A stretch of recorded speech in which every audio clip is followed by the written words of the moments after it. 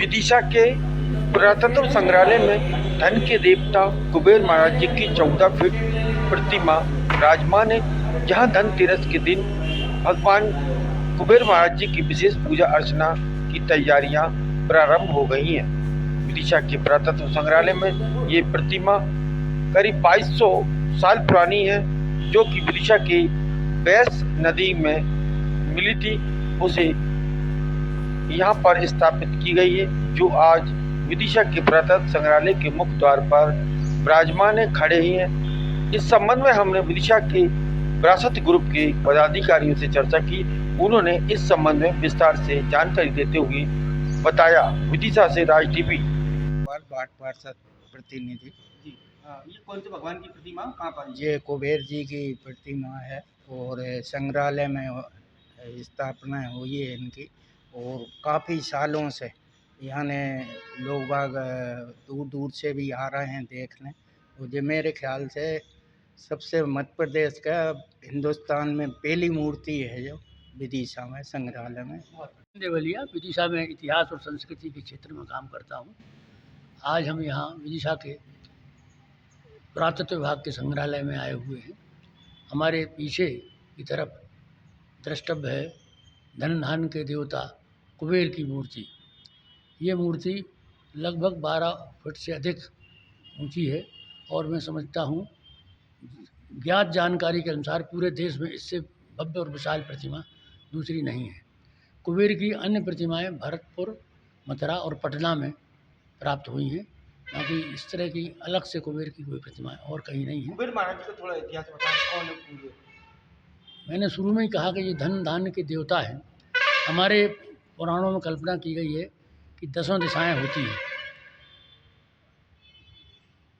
उन 10 दिशाओं के 10 दिक्पाल हैं, तो उनमें से जो प्रमुख दिक्पाल हैं, बल्कि उत्तर दिशा के दिक्पाल के रूप में कुबेर की कल्पना है। ये समस्त देव यक्षों और दिक्पालों के एक प्रकार के उनके हेड जो कहना चाहिए वो कुबेर हैं, इसलिए इनको धन धान्य के देवता के रूप में इनकी कल्पना की गई है। और आप मूर्ति में आप पीछे देखेंगे, ये हाथ में पोटली लिए हुए है, उसी से सिद्ध होता है ये कुबेर है। हाथ में ये धन की पोटली है, ये इससे सिद्ध होता है कुबेर है। और ये मूर्ति ईसा पूर्व दूसरी शताब्दी की है, बने आज से लगभग 2200 वर्ष प्राचीन मूर्ति है।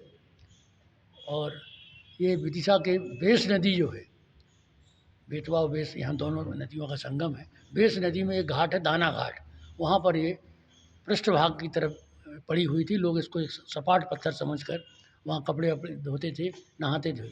एक बार बरसात कम हुई, नदी में पानी कम हुआ, तो पीछे का कुछ हिस्सा देखा, ऐसा लगा कि इसमें तो कोई पैर जैसे दिख रहे हैं। तब इस मूर्ति की जानकारी प्रशासन को दी गई। प्रशासन ने मूर्ति पलटवाई और वह तब समझ में आया कि ये तो एक मूर्ति है, और इसको यहाँ ले आए। तब ये संग्रहालय नहीं बना था, ये संग्रहालय 1964 में बना है। जो भी मूर्तियाँ प्राप्त होती थी या तो रेस्ट हाउस में रखी जाती थी, सर्किट हाउस भी नहीं बना था।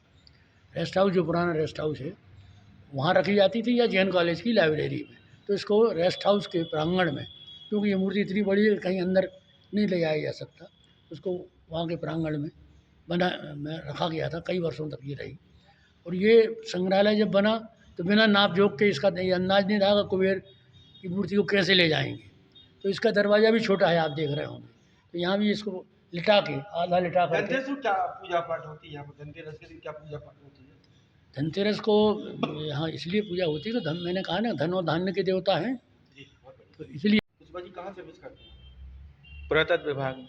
ये कौन से भगवान की प्रतिमा? ये कुबेर यक्ष की प्रतिमा है, धन के देवता हैं। लक्ष्मी जी के साथ इनका पूजा होती है, और ये देवताओं के खजांची हैं। मतलब कोषाध्यक्ष कहलाते कोषालय देखते हैं। हैं। जी, कोषाध्यक्ष। तो ये लगभग ये प्रतिमा कहाँ की, कितने वर्ष पुरानी होगी? ये बैस नगर से प्राप्त हुई है, बैस नदी के अंदर पड़ी हुई थी।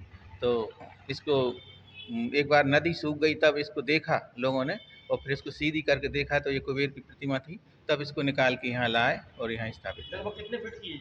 ये 14 फीट है। कितनी पुरानी होगी ये? ये दूसरी शताब्दी ईसा पूर्व 2000 के लगभग, 2000 साल के लगभग पुरानी है। 2000 साल? जी। अच्छा, तो यहाँ पर संग्रहालय में इसको स्थापित किया? संग्रहालय। अच्छा, और क्या क्या विशेषता है इस मूर्ति की? ये दुर्लभ प्रतिमा है, ऐसी भारत में कहीं भी नहीं पाई जाती। इतने बड़े कुबेर एशिया में कहीं नहीं है। एशिया में सबसे बड़े कुबेर। तो यहाँ पर कोई जैसे कोई देखने के लिए आता होगा, टूरिस्ट वगैरह आते होंगे, तो क्या यहाँ चार्ज लगता है?